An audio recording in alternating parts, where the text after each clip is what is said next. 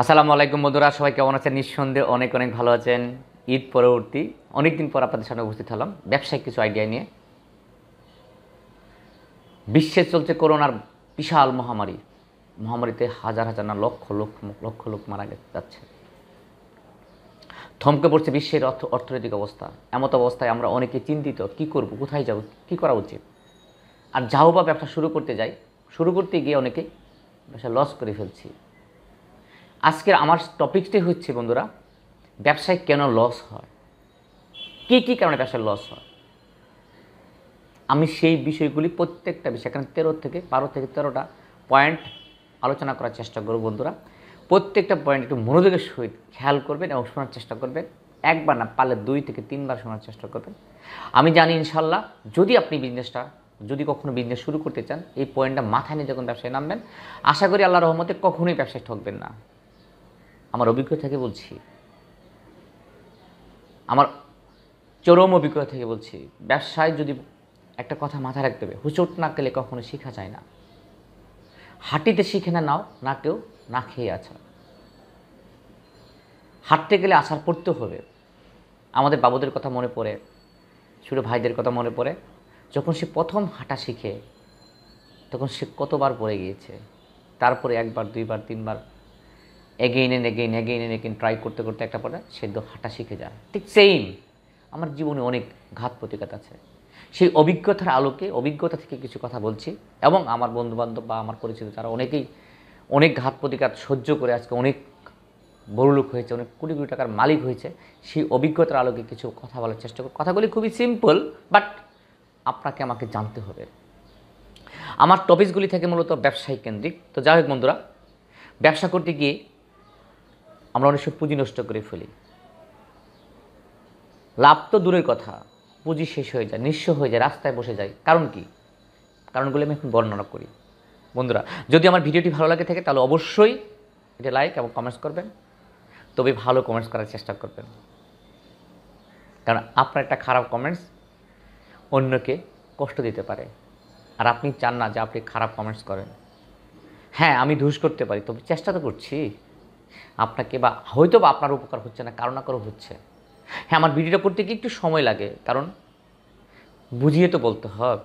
আপনি যদি করে ঠিক আপনারই সেই কাজটি হবে। হ্যাঁ, আমি জানি আপনার সময় খুবই কম। যা হোক, আমরা চলে যাচ্ছি কেন ব্যবসায় লস হয়। প্রথম হচ্ছে অভিজ্ঞতা না নিয়ে ব্যবসা শুরু করা। 1 নম্বর রিজন। আমি ব্যবসা শুরু করতে যাই অভিজ্ঞতা। যেমন কিছুদিন আগে আমি থাকি রামপুরা মহানগর প্রজেক্টে আমার বাড়ি। আমার পাশে এক ভদ্রলোক এক দোকান দিলেন, ডিপার্টমেন্টাল স্টোর। আমি জিজ্ঞাসা করলাম কোনো কথা প্রেক্ষাপটে যে উনি এই দোকানটা নিলেন, কাজটা কি ভালো করলেন? সে তো লস করবে। আমি আমার ফ্রেন্ডের সাথে কথা বলতেছিলাম। বলো কেন? আমি বললাম সে তো মনে বিদেশ থেকে আসছে। বলে হ্যাঁ, বিদেশ থেকে এসে সে কিছু করে, অনেক টাকা নিয়ে এসে কিছু করে বিদায় সে একটা ডিপার্টমেন্টাল স্টোর, মানে একজন ব্যক্তি ওই দোকানটা ছেড়ে দিয়ে চলে গেছে। লেখা আছে ভাড়া হবে। উনি কী করলো, 5 লক্ষ টাকা অ্যাডভান্স দিলেন। 5 লক্ষ টাকার সে ডেকোরেশন করলেন, 10 লক্ষ টাকা চলে গেল। মাল উঠালেন মাত্র 5 লাখ টাকা, 15 লাখ টাকা ইনভেস্ট করলেন। সে একেবারে পান খেয়ে গুলগুলা হয়ে ব্যবসা প্রতিষ্ঠানের কাজ শুরু করলেন। সাথে রাখলেন তার ছোট্ট একটা কর্মচারী। রাখার পর দেখেন কীভাবে মানুষ ক্ষতিগ্রস্ত হয়, পুঁজি নষ্ট করে ফেলে। ব্যবসা করার ঠিক কিছুদিন পর সে ব্যবসায়িক প্রতিষ্ঠান, একদম চাকচিক্য ব্যবসায় প্রতিষ্ঠান, বিদেশ থেকে আসছে, জামাই ব্যবসায় করে, ডিপার্টমেন্টাল স্টোর দিছে, মাল কেবল তুলতেছে, আরও অনেক মাল উঠাবে এমন একটা ভাব নিয়ে করলো। কিছুদিন পরে 2 থেকে 3 মাস পরে বিয়ে করার পর স্বভাবতই বউ তো জানে জামাই আমার হাজব্যান্ড আমার অনেক কোটি কোটি টাকার মালিক, অনেক টাকার মালিক, তার বিদেশ থেকে আসছে, তারপর দোকান দিয়েছে। সেগুলো অলরেডি 15 লাখ টাকা বা 20 লাখ টাকা অলরেডি ইনভেস্ট করে ফেলছে। সে ওই পিচ্চিটাকে রেখে, অর্থাৎ তার ভাইকে বা ভাগ্নেকে রেখে সে চলে গেলো শ্বশুর বাড়িতে। বিয়ে করে চলে গেলো শ্বশুর বাড়ি। বিভিন্ন আত্মীয় স্বজনের বাড়ি ঘুরতে গেলেন, হানিমুনে গেলেন। টাকা তো বিদেশ থেকে আনছে, এখানে 2-3-4 লাখ টাকা আরও খরচ করলেন, বিয়েতে খরচ করে এসে দেখে ব্যবসা একদম লাটে। বিভিন্ন বাকি দিয়েছে, ব্যবসার কোনো হিসাব নাই, মাল নাই, ইঁদুরে মাল কাটছে, সব কিছু মিলে এসে তার মন নষ্ট হয়। এবং যাও বেচাকিনি হয়েছে সব কিছু মিলে একটা কাস্টমারের অনেক কমপ্লেন।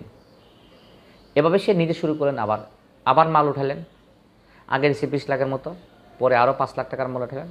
ওঠানোর পরে বউ তো বারবার ফোন করে, তুমি কোথায় আছো, কী করছো?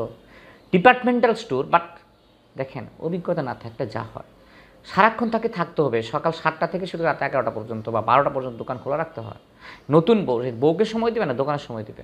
বাচ্চাকে রেখে ওই পিচ্ছি রেখে সে দোকানে যায়, বউকে সময় দিতে যায়। সে দেখেছে টাকা সেল হয়েছে মনে করেন 10,000 টাকা, তাকে বললো যে 7,000 টাকা, 3,000 টাকা অলরেডি শেষ। এই যে একটা প্রেক্ষাপট, এভাবে দিন দিন শুধু পুঁজি হারাচ্ছে হারাচ্ছে হারাচ্ছে, একটা পর্যায়ে সে ফেড আপ হয়ে গেল এবং যে কর্মচারীটা ছিল তাকে বাইরে ধরে বিদায় করে দিলেন। হঠাৎ করে দেখি যে দোকান ছেড়ে দিবে, দোকান বাড়া হবে।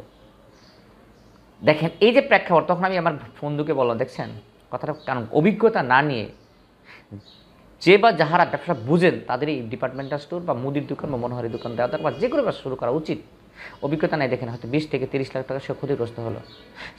এই যে সে পুঁজিটা নষ্ট করলো, তার জীবন থেকে 30 লক্ষ টাকা ইনকাম করতে গিয়ে তাকে একবার জিজ্ঞাসা করেন কত কষ্ট করতে হয়েছে। দ্বিতীয়ত তার মানে হচ্ছে অভিজ্ঞতা না নিয়ে কখনোই ব্যবসা শুরু করা যাবে না এবং আবেগ দিয়ে কখনো ব্যবসা শুরু করা যাবে না। 2 নম্বর হচ্ছে অল্প টাকা দিয়ে ব্যবসা শুরু করা। যেমন আপনি বেশি টাকা দিয়ে শুরু করলে ঝামেলা, অল্প টাকা দিয়ে শুরু করলে ঝামেলা। আপনি আগে অভিজ্ঞতা অর্জন করবেন, তারপরে অল্প টাকা দিয়ে। যেমন আমি যদি ব্যবসা শুরু করি, অল্প টাকা দিয়ে ব্যবসা শুরু করা কখনোই করা যাবে না। কারণ কি, অল্প টাকা দিয়ে শুরু করতে গেলে একটা কথা মাথায় রাখবেন, খাট বড় চাদর ছোট। এ পাশ থেকে টানলে ও পাশে চলে যায়, ও পাশ থেকে টানলে এ পাশে চলে যায়, খাট কিন্তু পরিপূর্ণ হয় না। ঠিক সেম হইতে অল্প টাকাতে ব্যবসা শুরু করে কোনো মতে চলতেছি। আপনার নিজেকে চিন্তা করেন তো, আপনি যদি অন্য জায়গায় কাজ করতেন, অন্য জায়গায় চাকরি করতেন, তারপরে স্যালারি হতো 20 বা 25, আপনি আর সাথে একটা ছেলে কিনেছেন, তার বেতন হতো, আপনার নিজের খরচ, ওই পিচ্চির খরচ, দোকান ভাড়া, কারেন্ট বিল, সব কিছু মিলে দেখেন কত টাকা খরচ হচ্ছে। আর দোকান থেকে প্রতিদিন মাল কত টাকা বিক্রি করতেছেন বা ব্যবসা থেকে কত টাকা লাভ করছেন।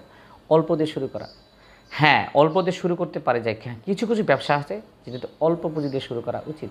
যেমন একটা ব্যবসা প্রতিষ্ঠান যদি আপনি 3 লাখ টাকা ইনভেস্ট করেন, আপনাকে অবশ্যই 9 লক্ষ টাকা নিয়ে মাঠে নামা উচিত। কারণ 3 লক্ষ টাকাতে ব্যবসা শুরু করলেন, 3 লক্ষ টাকা আপনার অলওয়েজ হাতে রাখতে হবে। আর 3 লক্ষ টাকা আপনার বাকি যাবে, সেটাকে রিকভারি করতে হবে। যেমন 9 লক্ষ টাকা ব্যবসা শুরু করতে হবে, তাহলে আপনি ব্যবসা সাস্টেন করতে পারবেন। আর একটা ব্যবসার ব্রেক ইভেন পয়েন্ট, মানে আপনি যাহা বিনিয়োগ করতেছেন তাহাই আসতেছে, that is break even point. Break even point আসতে গেলে আপনাকে কমপক্ষে 2 বছর ওয়েট করতে হয়, কিন্তু 2 বছরের আগে আমার সব শেষ হয়ে যায়। তাহলে অল্প টাকাতে ব্যবসা শুরু করা হয়তো বা বোকামি। তবে কিছু কিছু ব্যবসা আছে অল্প টাকাতে শুরু করা যায়। যেমন আপনি করতে পারেন সবজির ব্যবসা, রেস্টুরেন্টের ব্যবসা, চায়ের ব্যবসা, ছোটো হোটেলের ব্যবসা, অনেক কিছু ব্যবসা আছে যেগুলো আপনি শুরু করতে পারেন অল্প টাকাতে, যেটা আপনি নিজেই মালিক, নিজেই সেল করবেন, তাহলে ঠিক আছে। তবে যদি বিশাল চিন্তা করেন তাহলে অল্প টাকাতে শুরু করবে কখনই করবেন না। হাতে পুঁজি নিয়েই নামেন, তো বিনিয়োগ করবেন কম, টাকা থাকতে হবে আপনার হাতে। 3 নম্বর হচ্ছে ব্যবসা প্রতিষ্ঠানের প্লেসটা, মানে পজিশন কোথায় আমি শুরু করব। যেমন আপনি ব্যবসা শুরু করবেন হোটেল ব্যবসা, হোটেল ব্যবসা কি একদম আপনাকে একদম মহল্লার ভিতরে পুনার ভিতরে দিলে চলবে না, দিতে হবে যেখানে জনসমাগম, লোকজন যেখানে থাকে, যেখানে প্রতিনিয়ত লোকজন থাকে, রাত 12টা 1টা 2টা পর্যন্ত লোক থাকে, ঠিক ওই জায়গাতে যদি নিতে পারেন তাহলে সবচেয়ে ভালো হবে।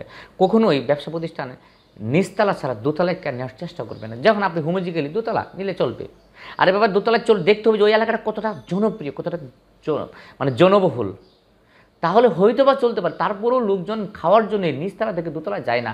অনেক ব্যবসা প্রতিষ্ঠান আছে, আপনাকে বুঝতে হবে। যেমন আপনি যে কোনো শোরুম হন, ফ্যাশন ডিজাইন হন, আপনি যে কোনো ব্যবসা করেন, আপনি চেষ্টা করুন নিচতলা এবং লোকজন যেখানে বেশি যাতায়াত করে এবং পজিশন দোকান রাস্তার মোড়ে যেখানে গ্যাদারিং বেশি, আপনি ভিতরে দিলেন, একদম রাস্তার ভিতরে, একদম মহল্লার ভিতরে, মানে কোনো চিপা চাপায় হবে না। আপনি করে জমা দিতে পারতে আপনার মেজাজ গরম হয়ে যাবে, আপনার মনোযোগ নষ্ট হয়ে যাবে, আপনার মন ভেঙে যেতে পারে। সুতরাং ব্যবসা করতে গেলে অবশ্যই পজিশনটাকে নির্ধারণ করতে হবে, তবে ব্যবসা বুঝে। 4 নম্বর, আমি ব্যবসা করতে চাই, আমি নিজে বলবো না, অন্যকে দিয়ে করাবো। আমি প্রথমেই বলবো ব্যবসা না করাটাই সবচেয়ে বুদ্ধিমানের কাজ, বরং অন্য কিছু করেন।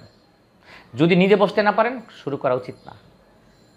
কারণ আপনার প্রথম হচ্ছে অভিজ্ঞতা আছে কি জানি না। যদি অভিজ্ঞতা থাকে তাহলে তো কখনোই বলবেন না যে আমি আমার অন্যকে দিয়ে ব্যবসা শুরু করাবো না। একটা কথা মাথায় রাখবেন, আপনি যে মন থেকে করবেন সেই মন থেকে অন্যরা করবে না।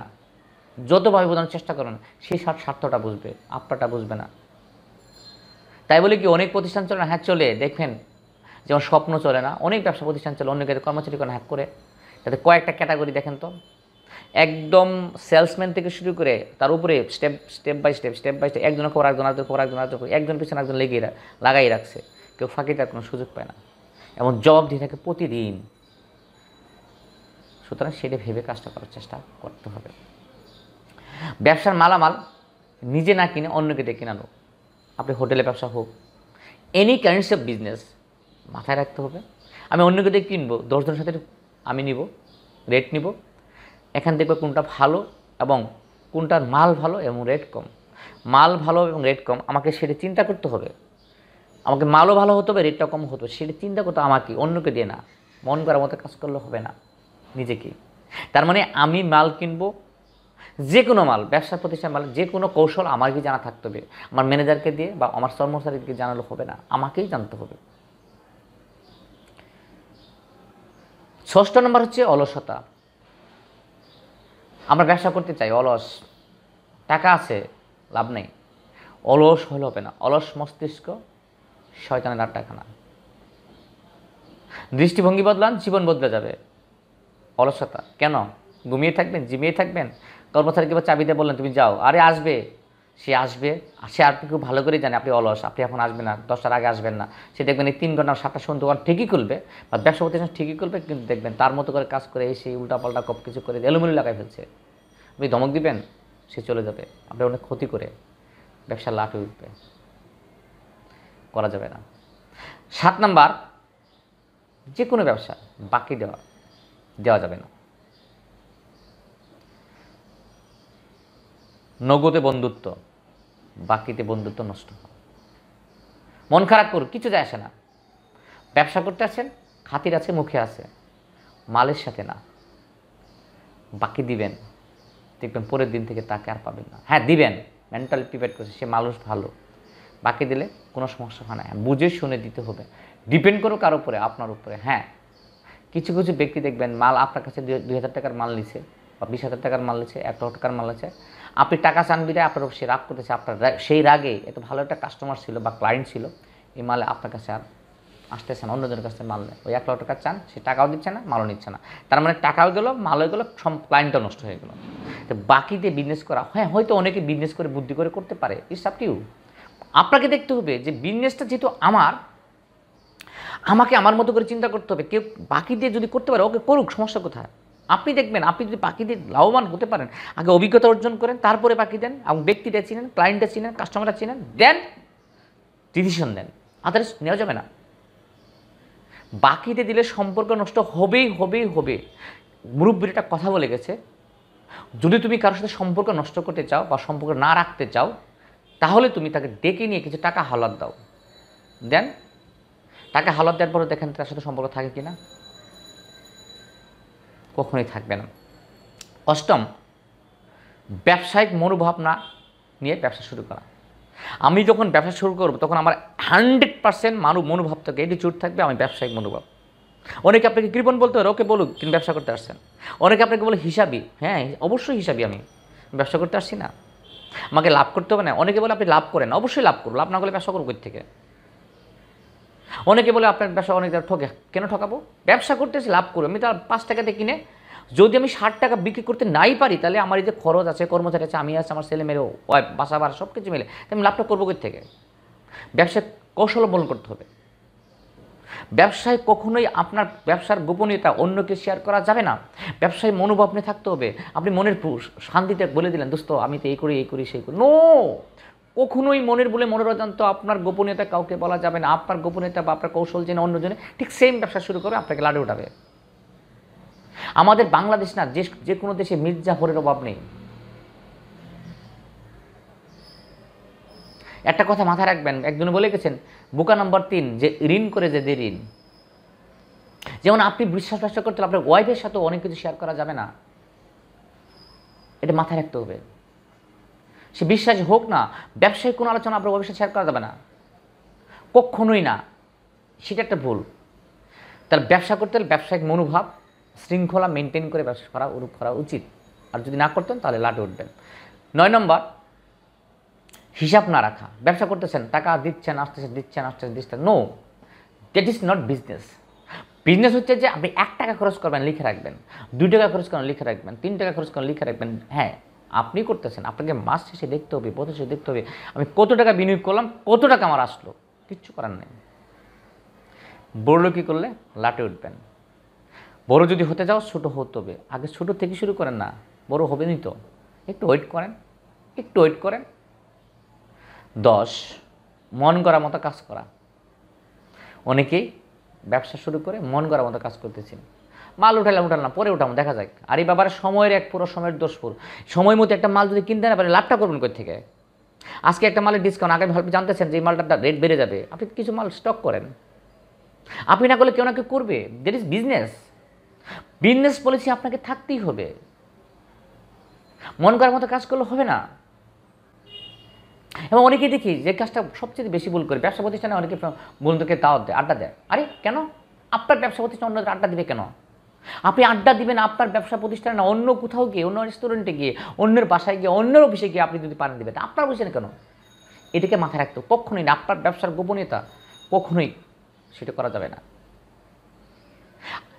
এই যে 10টা বিষয় নিয়ে আলোচনা করলাম বন্ধুরা, আমি একবার না বললে 2বার আপনার শেয়ার শোনার চেষ্টা করবেন। এই 10টা বিষয় মাথায় রেখে আরও অনেকগুলি বিষয় আছে, যদি ভিডিওটা অনেক লম্বা হয়ে যায়, শুধু আপনি মাথায় রেখে কাজটা শুরু করবেন, ইনশাআল্লাহ কখনোই ক্ষতিগ্রস্ত হবে না।